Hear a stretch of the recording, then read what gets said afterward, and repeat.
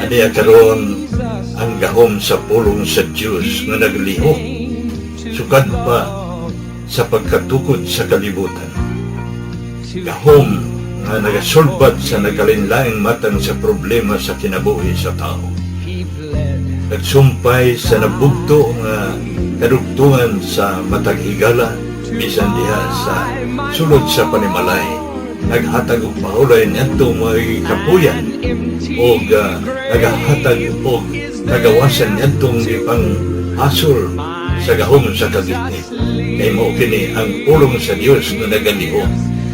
Bisan gani ang pagbuhat sa tibok kabuhatan, sumala sa Hebrehanon 11:3, nahimo ang tanang mabutan pinaagi sa pulong sa Dios.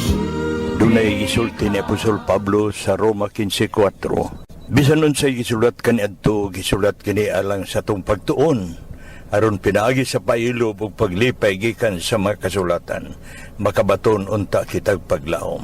Atong ipadayon ang atong pagtuon sa pong sa Dios alang sa ikabulahan sa atong matag kinabuhi. Apan sa dili pa kita mo padayon ini, niya kita sa pagpaminaw sa mensahe nini nga awit.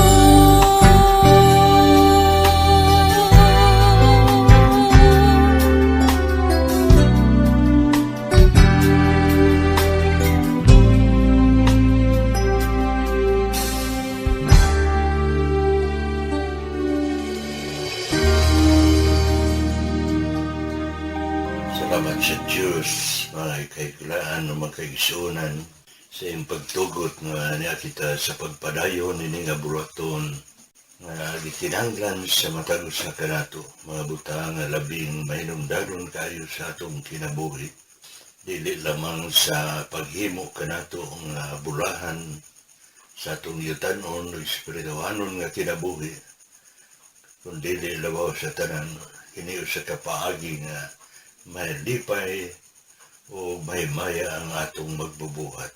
Kita karon may ison atong susi ang kamatuoran sumala sa gipahayag sa pulong sa Dios nga kita nga nagatuo kang Ginoong Kristo na dawat nato ang katungod sa pagkahimong mga anak sa Dios sumala sa isulti sa kasulatan sa Galacia 3:26 tungod sa atong pagtuo kang Ginoong Kristo giisip kita sa Diyos nga mga anak. Kung sa atong pagka-anak, dili kita tinuod gayon. Kung sa lamang kini ka higayon, gumikan sa atong pagtuo. Kang Ginoong Kristo, ang atong pagka-anak, giingon sa Efesyo 1:5, sinagop lang kita. Nahimo kitang anak sa Diyos sa paagi, balikon ko, sa atong pagtuo kang Ginoong Kristo. Tungod sa kadako sa gugma sa Dios kanato 1 Juan 3:1 matud pa unsa ka dako sa gugma sa Dios kanato nga gihimo man taniyang mga anak, gihimo taniyang mga anak kay dunay mga maayong butang nga gihunahuna sa Dios nga atong madawat gikan kaniya. Kaya naa sa iyang hunahuna o kasing-kasing na isipon kitang mga anak aron makapanunod kita labaw sa tanan sa langit nun niyang puluyanan. Sa Roma 8:16-17, mahimo kitang mga manunod sa Diyos o mga isig ka manunod uban kang Ginoong Kristo. O batod pa sa sulat ni Apostol Pedro sa iyang 1 Pedro 1:3 o 4, unsa ka pagkamaluluyon samahan sa atong Ginoong Kristo nga kita iya manggihimong mga anak, pinagi sa pagkabanhaw niya gikan sa kamatayon, nga pinagi nini nahimo kitang manunod sa kapanulundon, nga dili madunot, dili mabuling, dili malaos, ginatipigan dito sa langit. 1 Pedro 1:3 ngadto sa 4. Ang Diyos mga ison, nining paghiha, nagunahuna balikon ko na naay mga butang nga maayo kung ato ning masugot ang pagdawat o pagtuo sa bugtong anak sa iyang paghimo kanatong mga anak. Dili lamang balikon ko nga makapanunod kita sa langitong puluyanan, kundi dinhi sa atong itanon nga kinabuhi ingon nga mga anak. Naay daghang mga maayong butang nga gihunahuna sa Dios nga iyang ikapahigayon kanato sa laing pagkasulti o dugang pagpasabot nini. Kunahuna-una na to sa atong pagkahimong iyang mga anak. Makaduol kita sa tanang panahon sa atong pagkinahanglan. Makasampit kita kaniya kung naa kita'y kinahanglan.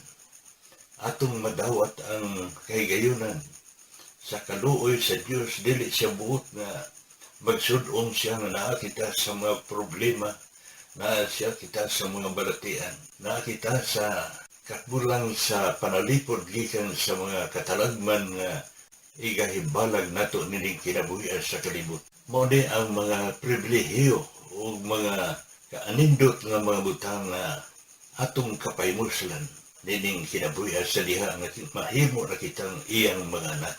Mo kini dinhi sa atong yutan-ong kinabuhi lahi kita sa mga katawhan nga walay relasyon ngadto sa Dios, walay isipa sa Dios nga iyang mga anak.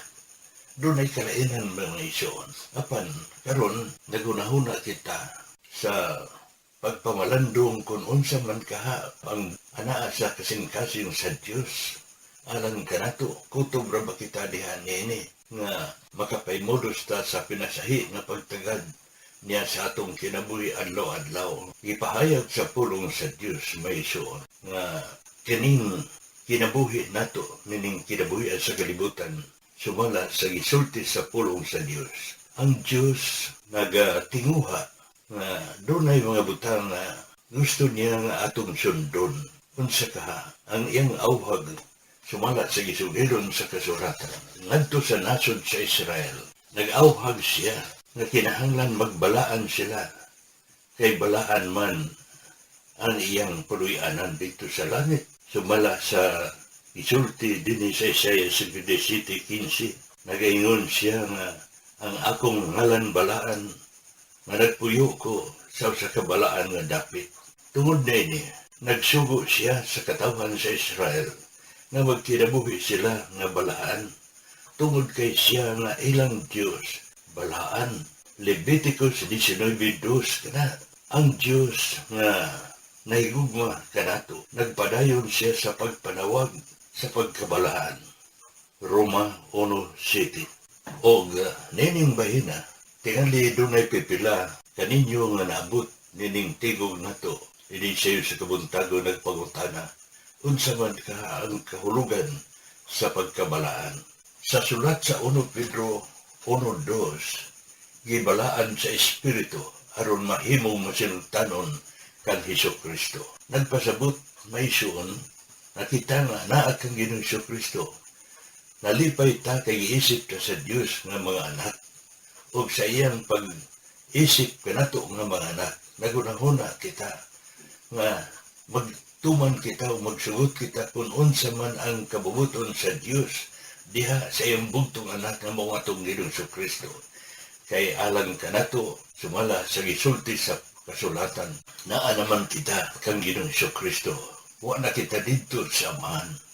Kay milabay na ang panahon sa amahan. Niya na kita sa panahon sa anak. Karon, diha kang Ginoong Hesukristo. Nagaingon ang Roma 8:1, di nahukman sa silot katong naa kang Ginoong Hesukristo. Kay katong ana kang Ginoong Hesukristo, nagamasinugtanon man diha kita kung unsa ang kabubuton sa Dios diha kaniya.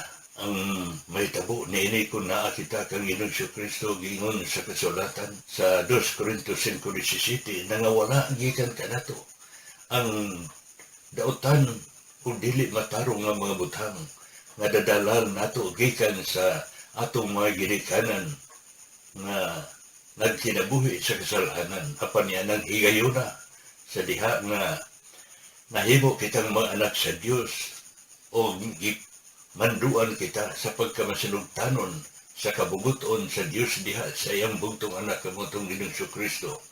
Ang daan nga mga batasan o kinaiya na to nangawala o anya karon ang bag-o. Ang Dios nun o matarong na pagkinabuhi na to adlaw-adlaw. Mao na kini ang anaa sa atong kinabuhi karon. Apan subo palang doon nga dunay mga katawhan nga kutob ra gyud sila sa ilang pagkahimong anak. Diha sa atong mobalik ta sa atong pagkahimong anak nga sinagop. Doon na may kapiligruhan nini maisuon nga kinahanglan matinud-anon kita sa pagsugot kung unsa man ang kabubuton sa Dios. Kay sayon ra baya nga isalikway kita tungod kay sinagop lamang kita sa okasyon lamang nga midawat kita pinagis pagtuo sa iyang bugtong anak. Ihatagan nata sa Dios sa katuod sa pagkahimong iyang mga anak. Uban sa matuod niyang anak mo nga itong Ginoong Hesukristo. Kaya hunahunahon na itong ngayon, kiniwayo maubay tinuod. Kung maghisgot kita sa atong niyutanon nga kalihukan na dunay paghimo nga batasan sa pagpangsagop, pananglitan, ikaw, usa ka maayong tao, mabutanon nga tao, may bate ka sa imong pagka maluluyon, dunay usa ka batanon kunuhay nga nagunahuna nga magpatabang kanimo kay mutungha siya. Gusto siyang makabaton o kinaadman. Apan walang sila ikasugakon. Busa mihangyo nga mo pasagop siya kanimo.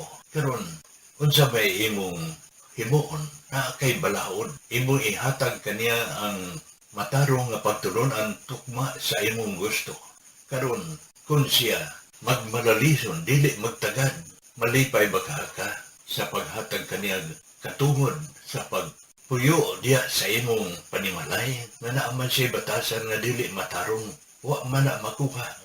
Tinuod nga imong gitabangan siya, pero wa kay kalipay sa iyang kinabuhi. Kay nagkinabuhi man siya sa kinabuhi nga sukwahi sa imong kagustuhan. Mao kini maigsoon, ang Dios nagkapailob sa atong kinabuhi, nining kinabuhi sa kalibutan, bisan kita naa sa kasalanan.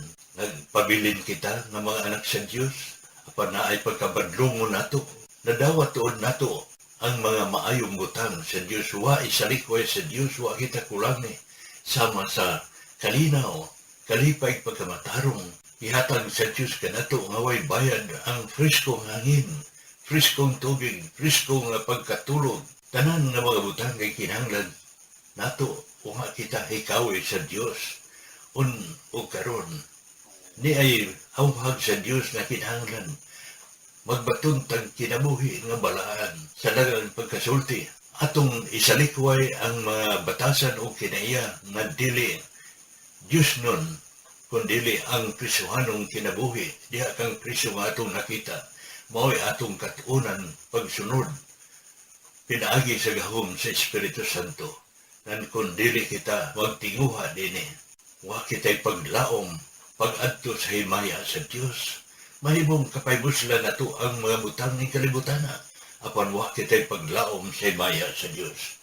Nga naman, dunay sulti sa Hebrehanon 12:14, ikinahanglan ang pakigdait o pagkabalaan nga kung wala kini, way bisan kinsa makakita sa Ginoo.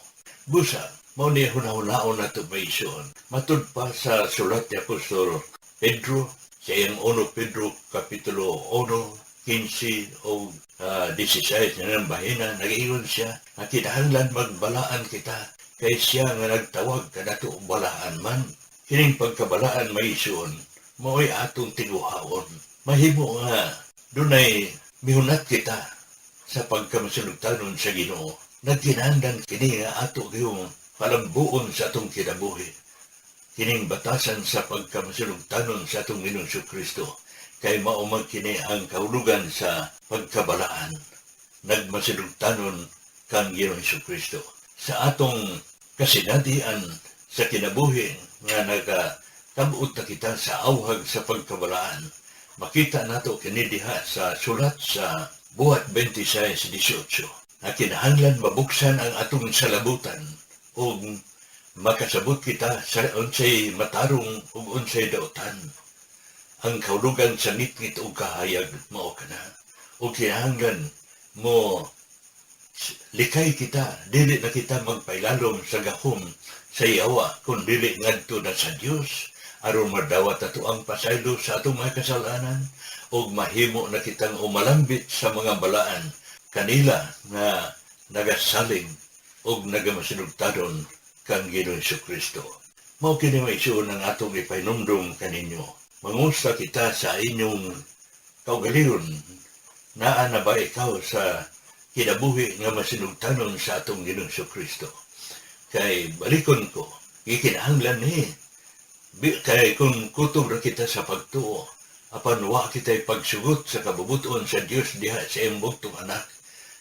Nakaroon atong mahibaluan baya kining kung unsa man ang pagtulunan sa Dios diha sa imbugtong anak nga kinahanglan ato kining sagupon, atong masusi diha sa balaang kasulatan. Ilabi na nining mga gisulat sa mga tinunan sa atong Ginoong Kristo, sa kang Mateo, Marcos, Lucas ug Juan, hangtod kang Apostol Pablo nga mga sinulat, ila ni Apostol Pedro pang mga sinulat. Kanang gikan sa Matthew ngadto sa libros pinadayag.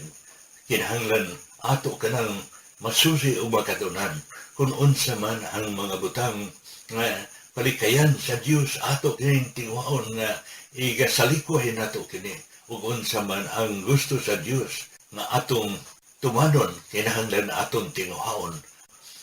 Muliyo kita sa pagsunod nini, samtang naa pa kita higayon. O kanus aman kini matapos ka, nga wala natay panahon nga masugot pa nato ang awhag sa pagkabalaan. Kining katapusan sa atong yutan-on nga kinabuhi, kining kamatayon. O ang ikaduha, kining pagbalik sa atong Ginoong Jesucristo. Doon ay tambag ni Apostol Pablo sa iyang sulat sa 1 Tesalonica 5:23. Nagiyon siya, hinaot ang Diyos sa kalinaw, magabalaan unta sa inyong tibuok na pagkatao, espiritu, kalag ug lawas pagabantayan unta, kakini dili masalawayon inig-abot sa atong Ginoong Jesucristo. Huna-hunaon na to, og susiho na to, may higalang mga kaisuran. Nasugot na ba na to, ang pagkabalaan, alang sa pagkahimo na itong mga anak, ato kining nadawat alang ka na to, naugmad na kini sa atong kinabuhi, kay alang ka na to ng mga Pilipinhon, sa kataas sa mga katuigan nga misulod ang Kristyanismo dinhi sa atong nasod, alang ka na to, nagmata kita sa pagtuo nga naay Ginoo, naay Kristo nga nanaog nga sa kalibutan, naghalad siyang kinabuhi ngadto sa kamatayon, ug unya nabanhaw, unya human sa 40 ka adlaw nagaingon ang kasulatan, mikayab siya balik ngadto sa sambahan, ug gani nagsaan pa pud siya nga mobalik. Ato kanang gituohan sa daghan ng mga katawhan. Nagatuo na kita niya na apan ang problema nini, nasugod ba nato ang pagkabalaan? Kay kung igo na kitang mituo, kang Ginoong Jesucristo o sa laing pagkasulti, igo na kitang nahimong mga anak. Tungod sa atong pagtuo sa iyang bugtong anak, unya wa kita'y pagkabalaan sa atong kinabuhi. Wa kita'y pagka-usab, wa pagkawagtang sa mga butang na dili matarong sa atong kinabuhi. Di tamagunahuna na doon natin paglaom nga makatabo kita sa Ginoo siyang pagbalik o kung hain mag-unan ini ang kamatayon ba. Wa kita'y kasiguruan o paglaom nga makaadto ang atong kalagnon nga kinabuhi o kita sa atong kalagnon nga kinabuhi nga mulungtad sa way kinituban. Hangtod nga kita makakatuon pagsunod sa kabutuon sa Dios di kang Kristo Jesus. Mao ang pagkinabuhi nga balaan nga way ikasaway sa tubangan sa Ginoo. Nan karon unsa may atong buhaton? Nining atong kinabuhi karon nga gilibutan kita sa nagkalain-laing sistema sa yawa sa paghimo kanato nga makasasala o pagpugong kanato nga dili unta nato masulod ang kabubuton ni Ginoong Jesucristo. Pusugot talwang ang yawa nga mahimo kitang anak, dili tapugnan niya. Apan ang nakita sa yawa, mao ang atong kasiguruhan diha sa pagkabalaan. Tungod din atong naibaluan ang yawa, nagapanintal kanato adlaw-adlaw sa paghimo og mga dili matarong nga kalihukan. Naay mga pulong nanggula sa atong mga baba, naay mga huna-huna nga mag-abot sa atong kaisipan, naay pagpamalandong sa atong mga kasing-kasing nga dili maayo sudungon sa Dios, sumala sa kahayag sa pulong niya, kinahanglan atong katunan kini. Humanta masayod nga kini dili matarong, kinahanglan uban sa mga pag-ampo sa Ginoo, mangayo tagtabang nga mga wala kini mga butang. Apan dili igo nga moampo kita, kung dili magsusi kita sa pulong sa Dios mo, adto kita sa dapit sa panagiusa, kauban sa mga tao nga nagunana sa pagkinabuhi nga balaan. Dili ta magpadayon sa batasan sa uban nga mga katawhan sa ilang huna-huna nga kung unsa man ang ilang namatan nga panun sa pagtuo, anha na lang sila magpakatapos. Dili ingon ni ana, mag-unsa man, muadto ta sa usa ka hulagway. Sa panahon sa problema na mag-abot sa atong panglawas, muadto kita sa mga tambalanan. Doon ay pipila ka mga hospital din ha. Nan, kung wa kita matabangin sa maong tambalanan, kinahanglan mo adto kita sa lain. Dili ta magpabilin diha. Tingali, usa ka hulagway kini nga usa ka tag-iyan anang maong tambalanan. Apan wa man makatabang na pagsulbad sa imong problema sa panglawas. Kinahanglan mo adto ka sa dili mo higala nga usa ka magtatambal o sa ka doktor nga makatabang kanimo. Unya, wa yun ka matabangi, muadto na po ka sa lain. Mausab sa mga butang espirituhanon. Dili ta mo ingon nga kung unsa atong namataan mo atong pakamatyan. Mangita ka og dapit panon sa katawhan, mga katawhan nga makatabang kanimo pag-agak sa pagkinabuhi nga balaan. Dili ka magpabilin nga walay normal nga pag-isip. Doon ay awhag ba yan? Inyong mabasa ka na sa kasulatan sumala sa sulat sa Hebrehanon 10, mahimong basahon nimo ka na. Gikan lang sa 19 ngadto sa 25, ang 24-25, dili ka mobiya sa paragiusa. Dili ka magpakasama sa uban. Aron anaa diha ang kahigayunan na madasig kita sa pagbuhat og maayo o sa pagigugma. Basahon ninyo ng Hebrehanon 10, 24 o 25. Kung adto ka balikon ko, sa dapit diin matabangan ikaw, sa pagkinabuhi, sumala sa tukma, sa pulong sa Diyos diha sa kinabuhi, sa pagkabalaan. Kay samtang higayon pa, ang atong kinabuhi, nagpabilin pa, o ang pagbalik sa Ginoo naglangan pa. Pagandaman nato kini, way sapayan kung maguna ang atong kamatayon, apan naa na kita'y paglaom sa imaya sa Diyos. Kay kung basahon nimo ang sulat sa Mateo 27, 52, 53, ang mga balaang tao sa Diyos sa karaan nga panahon. Yan itong higayon na bugto ang kinabuhi sa itong Inosyo Kristo. Sa mikurog ang yuta niya ng panahon na nangabadhaw ang mga balaang tao sa Diyos. Basahon na nila Matthew 27, 52, 53, naadihan na ang mga balaang tao sa Diyos na banhaw o ang pagkayab balik ni Jesus sa Amahan, iya kining gidala sila. Ug tuwa kini karon dito sumala sa Episo 4:8 ug 9. Salamat sa Dios mo ni ang atong mainumdom sa matag usa kanato na dili kay kutob ra kitang mutuo sa atong Ginoong Kristo, kundi mutikan kita sa pagkabalaan aron doon na kita'y kasiguruhan pagpuyo sa balaan nga dapat kauban sa balaan ng Diyos. Kanimo lagi itong amahan. Salamat kayo Diyos sa imong pagtugot na nagpadayon kami sa paggawasak na tuuran ngadto sa katawhan nga maabot pinagi sa kanginan.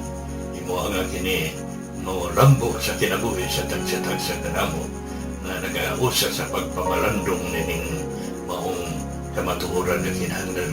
Mutikan kami sa pagkinabuhi ng balaan. Pangayo ko ini sa mahal mo nga ng Ginoong Kristo. Amen. So turn your eyes upon Jesus. Look full in His wonderful face,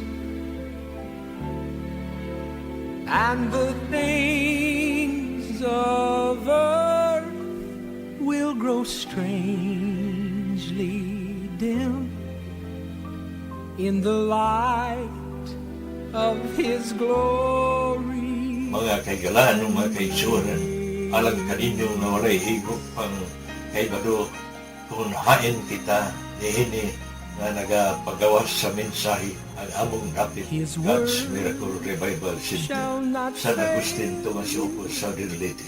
Nagabi-abi kami kanunay sa tanan nga mudool alang kanila nga dunay pagpanginahanglan labi na sa mga butang espiritu anon. Dugang paniana ang atong kinabuhi samtang nagpadayon pa usap. Ato kining paymuslan kay dunay mga maayong butang na ato ng nasinati sa itong kinabuhi kung ato kining gipagawas nga na kaninyo sa mga butang nga gikinahanglan na atong mabatunan dinhi sa atong yutanong nga kinabuhi. Maayong buntag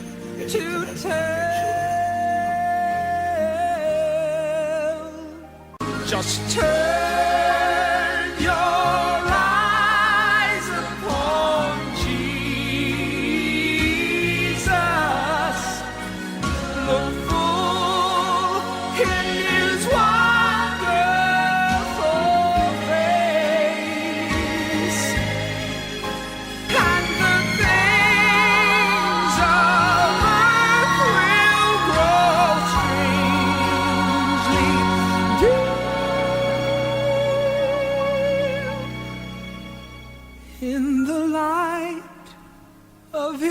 glory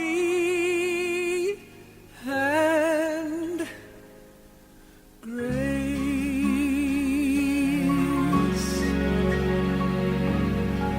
Jesus.